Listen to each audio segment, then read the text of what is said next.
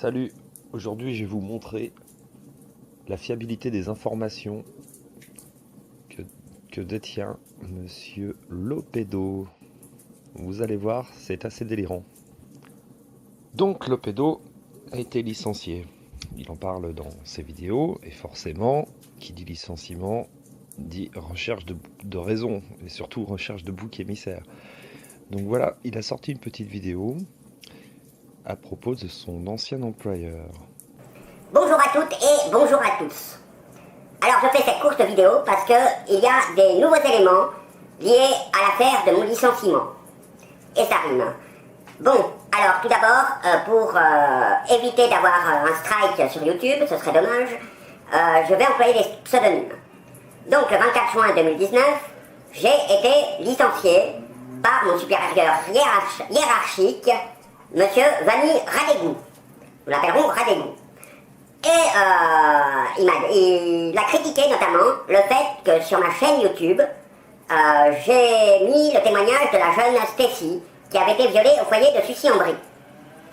Alors il semblerait, pour que M. Vanni Radégou me licencie spécialement à cause de ce témoignage, il semblerait que M. Vanni Radégou soit effectivement ait des liens avec le foyer de Sucy-en-Brie, mais également avec le camp de vacances Jean Franco en Savoie. Voilà, je vous en dirai plus dans une prochaine vidéo. Et donc, monsieur Vanni Radégou me licencie avec effet immédiat. Posez votre badge sur la table, je vous raccompagne à la sortie. Point terminé. S'il était licencié, c'est parce qu'il gêne. Il gêne un réseau pédophile. Donc forcément, son ancien employeur est un pédophile. Donc il a recherché des informations, et là, qu'est-ce qu'il trouve? Et, en fait, j'ai été contacté par plusieurs victimes qui m'ont dit, mais il y a une certaine Patricia avec un Z à l'italienne, Patricia Radégou. La compagne ou la femme de son ex-employeur travaille dans le social. Donc, c'est une pédophile. Bon, il ne se contente pas que de désigner par le pseudonyme Radégou son ex-employeur et sa femme. Avant de passer ses vidéos, il prend bien soin de tout diffuser en clair afin qu'on voit le nom et que ses followers sachent exactement de qui il parle. Je comprends absolument pas le laxisme de YouTube vis-à-vis de ce type, parce qu'il est tout le temps en train de pleurer pour une atteinte à sa vie privée dès qu'on reprend une de ses vidéos pour me faire une critique ou une parodie. Et là, dès qu'on touche à lui, par contre, c'est sacré. Alors, je dis, ah bon, je vais chercher à savoir qui est cette Patricia Radégou. Et puis en fait, Patricia Radégou et Vanni Radégou sont mari et femme.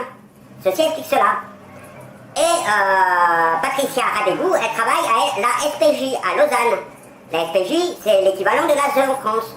La fonction de Patricia Radégou, c'est de placer abusivement les enfants, lesquels enfants seront introduits dans un réseau pédophile. Comme ils sont deux, ça fait un réseau, et donc forcément, c'est un réseau de francs-maçons qui alimente en enfant un réseau pédophile. C'est du délire. Donc, le fait que Vanni Radégou me licencie, ça a permis de mettre à jour un trafic d'enfants à Lausanne. Donc, fort de ses découvertes, il enchaîne les vidéos.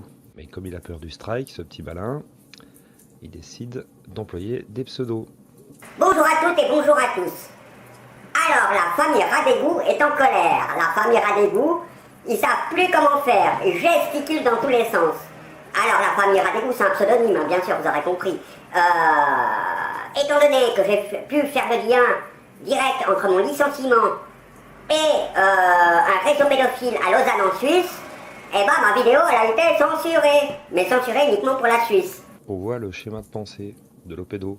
Lopedo, c'est super simple. T'es avec lui ou t'es contre lui. Si t'es contre lui, c'est que t'es un pédo, c'est que t'es en réseau, c'est que tu participes à quelque chose de pas clair. C'est aussi simple que ça. Alors qu'est-ce qu'on a fait? Eh bien tout simplement, on a décidé d'aller voir si on pouvait lui faire gober nos propres informations et voir s'il les rediffusait. On s'est inscrit sur Discord, on a créé un profil et on allait le rejoindre dans son salon de discussion. Et on a discuté. Je me suis fait passer pour Mathilda et j'ai engagé la conversation. Notez en passant, pour s'inscrire, ça n'a pas été compliqué avec une adresse mail Pierre Etienne. j'ai pu m'inscrire et me faire passer pour Mathilda, une collégienne. Alors, pour un chat d'ado gamer, je trouve que c'est quand même pas très safe, hein. Ça craint quand même.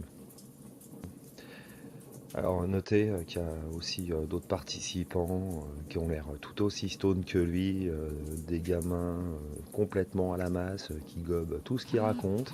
Donc ça lui fait son show, ça lui convient, il est super content. Toujours est-il que je lui ai dit que j'habitais dans la région d'un certain Pierre-Étienne Brûlé. Et lui, il aimerait bien le rencontrer, vu qu'il s'est lancé dans la chasse aux pédos. Moi, j'ai appris des choses sur le youtubeur Pierre-Étienne Brûlé. Hein.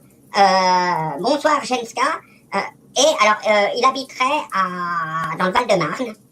Donc, il serait lié au... Comment ça s'appelle au réseau de l'affaire Leroy, apparemment. Hein. J'ai essayé de vous retrouver. Je ne sais plus. Attends, c'était où ça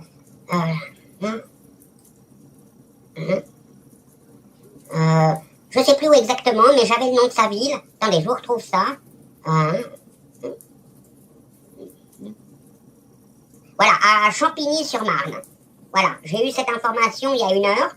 Donc c'est son vrai nom, Pierre-Étienne Brûlé. Hein. Il y avait un aventurier qui s'appelait Pierre Brûlé qui est passé par Champigny. C'est peut-être sa famille, je ne sais pas, mais comme il a fini au Canada, le Pierre Brûlé, puis c'était en 1600 et quelques. Voilà. Alors, oui, alors ce Pierre-Étienne Brûlé, l'étau se resserre autour de lui. J'aurai peut-être des informations dans la journée. Pas dans la journée, d'ici la semaine prochaine. Au milieu de la semaine prochaine, je pense que j'aurai même sa photo. Voilà. Alors, Sauf que Pierre-Étienne Brûlé, c'est un profil que j'ai créé il y a déjà quelques années pour pouvoir aller titiller un peu la fachosphère, on va dire, quand il y a besoin d'intervenir. C'est quand même plus safe. Sauf que j'ai travaillé cette légende en laissant quelques traces dans le net. Et c'est hyper simple. Je suis parti sur un personnage historique, sa ville de naissance, un personnage pas trop connu, mais qui allait donner plein d'occurrences dans Google. Et ce genre de taré, et ben, le premier truc qu'il fait, c'est choper le nom dans Google et accuser à tort et à travers n'importe qui.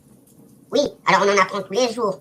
Hein, comme ce Pierre-Étienne Brûlé, qui n'a pas arrêté d'attaquer des victimes, là, on l'étau se resserre autour de lui. Et là-dessus, l'Opédo aurait bien aimé trouver une photo. Et bien ça, c'est pas un problème de trouver une photo sans mouiller ou impliquer qui que ce soit. Je suis allé sur un site, thispersondoesnotexist.com, et j'ai pris une tête de mâle de 45 ans à peu près, 50 ans on va dire, peut-être 55, je ne sais pas. Et avec un petit coup de Photoshop, j'ai créé une fausse page web, j'en ai fait plusieurs captures, et je l'ai fait passer. Et là, qu'est-ce qu'on voit? Note l'Opédo qui diffuse la photo sur son VK tout fier de démasquer un pédophile. Ouais, sauf que le type n'existe pas, tout simplement. Donc en fait, tout ce que vous pouvez voir de sa part, eh ben, c'est le fruit de son imagination débordante, mais surtout bien détraquée. J'espère qu'il ira quand même en tôle. En attendant, l'Opédo, il me rappelle quelqu'un, mais je sais pas vous, mais moi il me rappelle bien ce type-là. Bon, c'est le deuxième jour, il est 11h23, tout va bien. Ça se confirme, on a enlevé mes parents et moi on a voulu me tuer. Sûrement la mafia.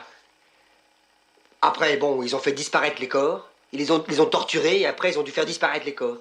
Tout s'explique.